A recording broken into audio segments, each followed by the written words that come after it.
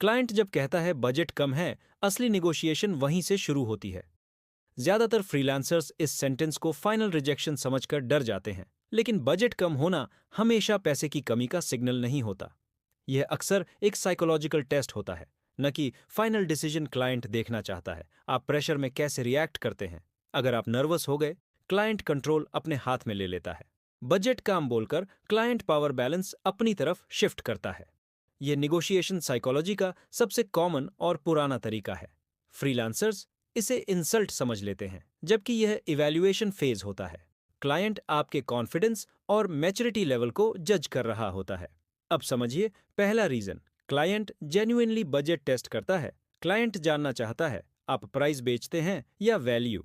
जो फ्रीलांसर तुरंत discount offer करता है, वैल्यू एक्सप्लेन नहीं करता। क्लाइंट ऐसे फ्रीलांसर्स को लॉन्ग टर्म सीरियस नहीं मानता। दूसरा बड़ा रीजन है, क्लाइंट के पास मल्टीपल ऑप्शंस अवेलेबल होते हैं। क्लाइंट पहले ही कई फ्रीलांसर्स से डिस्कशन कर चुका होता है।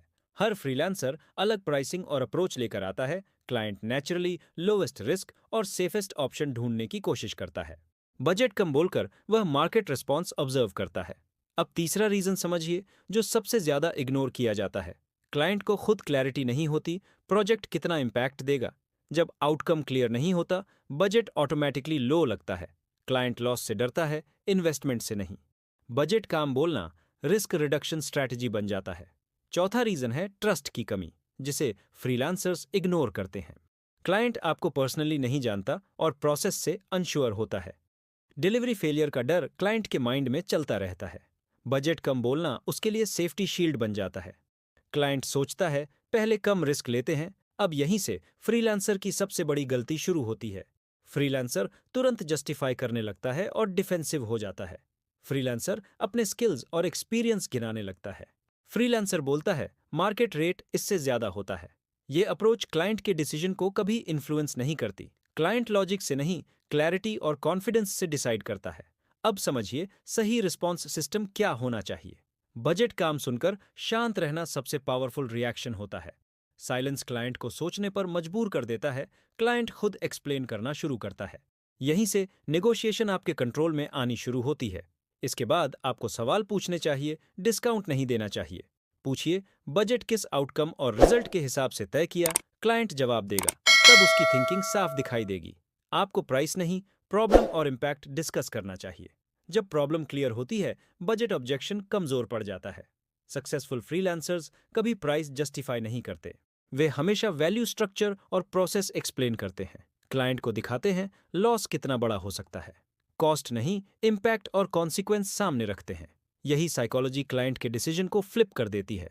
अब लॉन्ग टर्म क्लाइंट्स कैसे बनते हैं, ये समझना जरूरी है। लॉन्ग टर्म क्लाइंट बजट से ज्यादा रिलायबिलिटी देखता है। वह बार बार फ्रीलांसर बदलने का रिस्क नहीं चाहता। क्लाइंट स्टेबिलिटी के लिए एक्स्ट्रा पे करने को रेडी होता है, लेकिन उससे पहले उसे प्रूफ और क्लैरिटी चाहिए। प्रूफ डिस्काउंट से नहीं, क्लियर सिस्टम से मिलता है। आपको वर्किंग सिस्टम दिखाना होता है, प्रॉमिस नहीं बताना होता है। प्रोजेक्ट स्टेप बाय स्टेप कैसे हैंडल होगा, रिस्क कैसे मिनिमाइज होगा, यह साफ दिखाना पड़ता है। कम्युनिकेशन प्रोसेस पहले से डिफाइन करना होता है। जब सिस्टम क्लियर होता है, बजट ऑब्जेक्शन धीरे धीरे खत्म होता है। अब सबसे डेंजरस मिस्टेक समझिए जो फ्रीलांसर्स करते हैं। फ्रीलांसर चीप बनकर एंट्री लेने की कोशिश करता है। Cheap entry long term income growth destroy कर देती है। क्लाइंट आपको रिसोर्स समझने लगता है, पार्टनर नहीं। बाद में रेट इंक्रीज ऑलमोस्ट इम्पॉसिबल हो जाता है।